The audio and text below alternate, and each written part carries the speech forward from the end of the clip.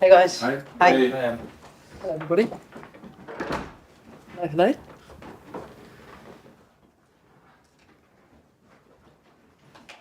Cool. Welcome along everybody. Very exciting game, Man City at the weekend. So we'll start with a broadcast section and then we'll move on to a written section for you, Glenn, if that's all right. And our mate Jerry. Who would like to kick us off? Sky? No problem. Hi, how are you? Hey, how are you? You said you were really looking forward to having a full week on the training field this week. Just how much have you and your side benefited from that? Yeah, absolutely. Thank you very much. I think building on the weekend's game, the opening game's always a tricky game, and I thought there were some really good things for us going forward. But we have to tighten up. We have to be a little more difficult to play through. But getting the cues right, the triggers right, all of those things, they requires work on the grass. So, yeah, been a good training week. We've still got another day tomorrow. Sam Kerr on the grass, how's she coming on with her recovery? Yep, she's back in full training.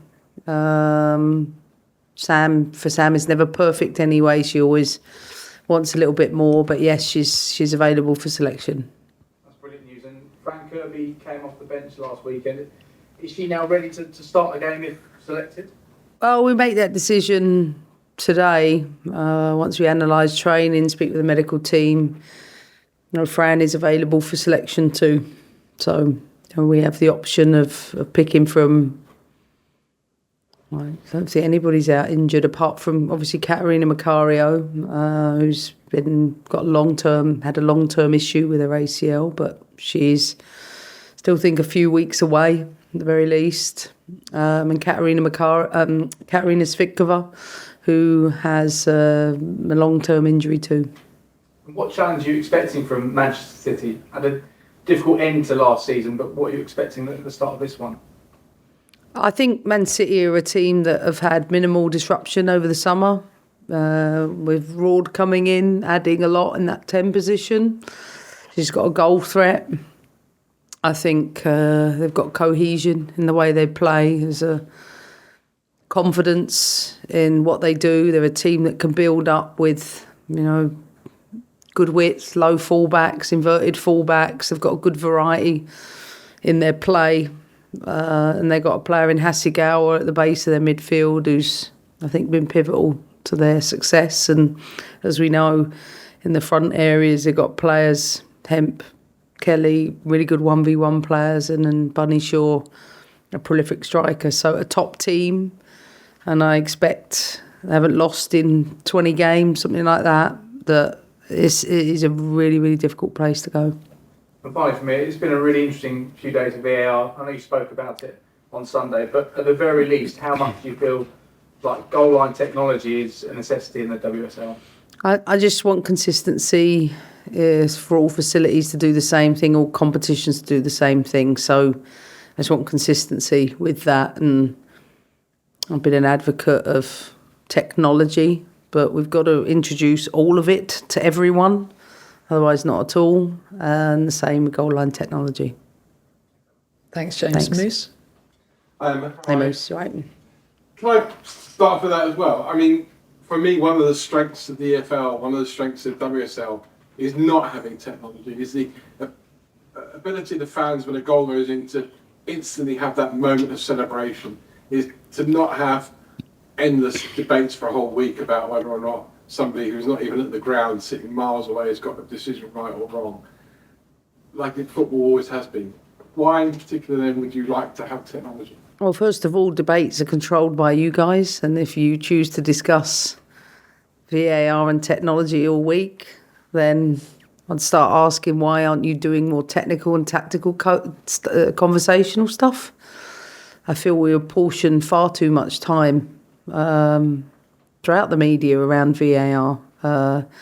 Instead of talking about pictures and patterns of play and coaching and performance, I think we need to do more of that and less on technology. I think when it comes to goal line technology, it's either over or it's not, and if there's a simple solution for it, which there is, then it would be ideal. I think when it comes to things like incidents in the penalty box. I think everybody, for the most part, would, if an official gets it wrong and VAR, support that. I think where it becomes very contentious when it comes to handball and offside moments, and there's no ideal world scenario. But I never see the rugby world discuss technology the way we do in football.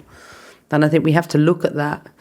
Yes, we've got to improve the communications that are on the ground between officials and having clarity in the back offices to make sure we streamline that. But I think we're maybe spending too much time talking about him. You mentioned that. The Women's World Cup, what I loved was the fact that when a referee went across, for example, to the monitor to give a penalty or not, or sending off, that was then broadcast in the stadium. Would you like to see that kind of communication so we all know what's going on? It's not like 3 days later. Don't know. I don't think about it. It's not for me to decide, so I don't have an opinion on it.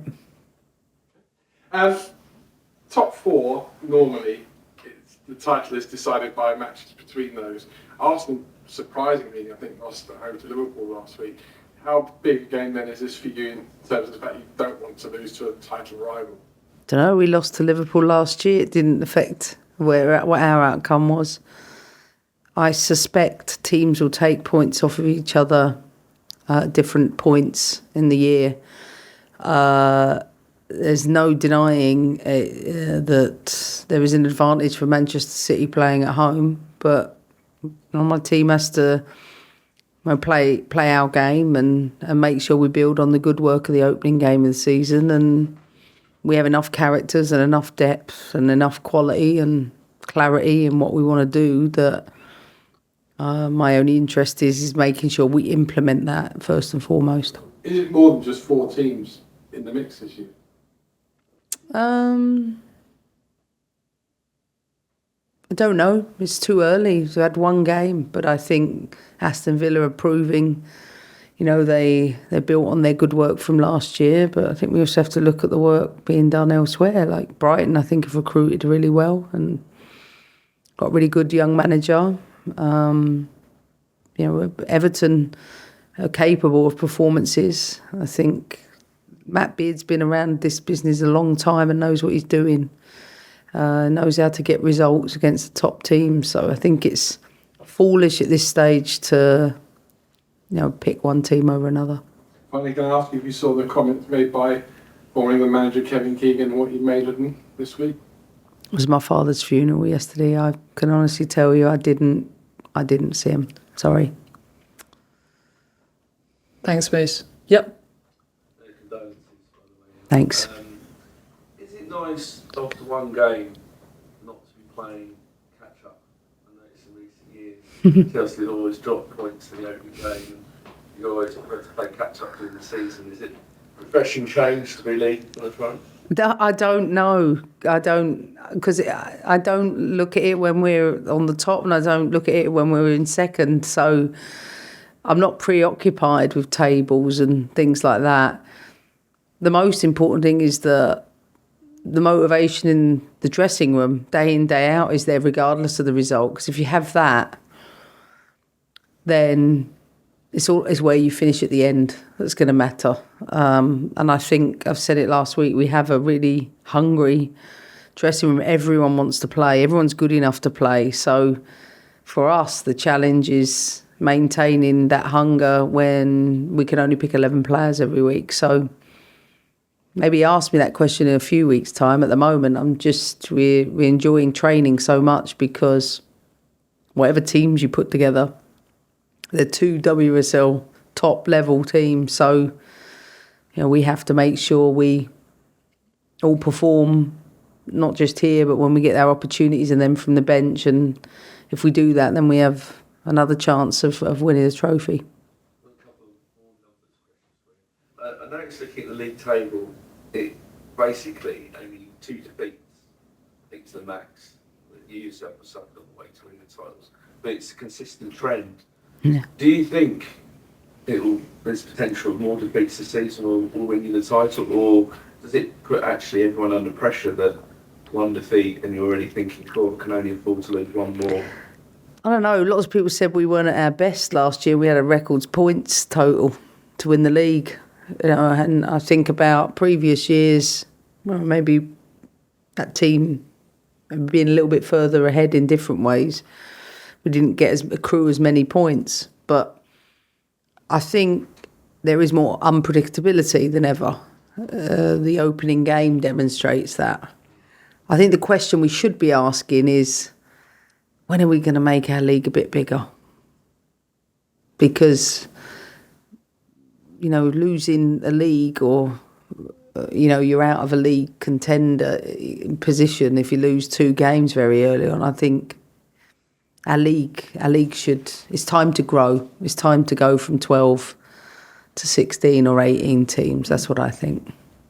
And finally, obviously, I noticed that Chelsea got attendance about 14,000 last year, Yeah. which is good. Yeah. But Arsenal getting 60,000. You're the multi-time winners. You're the best team in the country. Yeah. For a while. Is there something that Chelsea need to do to get more fans in, or? Yeah, we are doing it. I think the work off of the pitch this summer, putting in place new marketing officers, we've got a new women's commercial officer.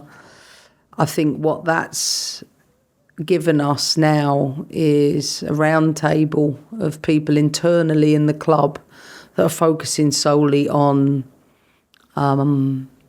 the women's team, and that's a big difference. And I think we will see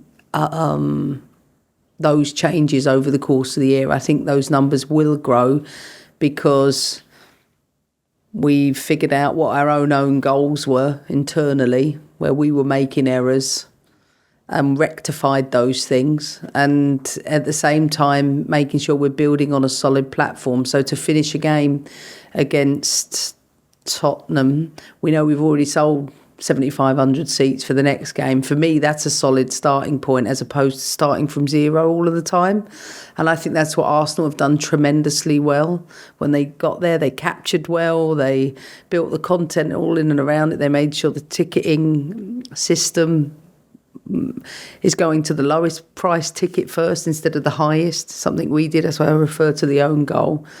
But you need them learnings, and I think that we will be in a better position with each and every game because our commercial team, our marketing team, our comms team, they sit in with the rest of the team now. We work together with the players to make sure we're heading towards that, and I think that's the first time that's really happened since I've been here in 11 years. So I'm excited about the growth of us because I think once we do get to that point, then I will certainly be asking to be there more often. So the ultimate goal, regular sort of sell-out Stamford Bridge, is that the... Yeah, and if not, don't be there. We'll be at Kings Meadow. Like if we know it's a game which is extremely challenging to do that, then yeah, we should stay at Kings Meadow. I think we should remain in a hybrid model because it's better to stay at Kings Meadow, not build a 12,000 all-seater, let's say, for example, and then all of a sudden you're outgrown that in 3 or 4 years' time. I think it's best to have a hybrid practice in the women's game right now. Thank you. Unless there's any other questions, we'll leave the broadcast section there and then move on to the written section. So, Jerry, can we come to you? Yeah. Emma, I know a couple of years ago at the start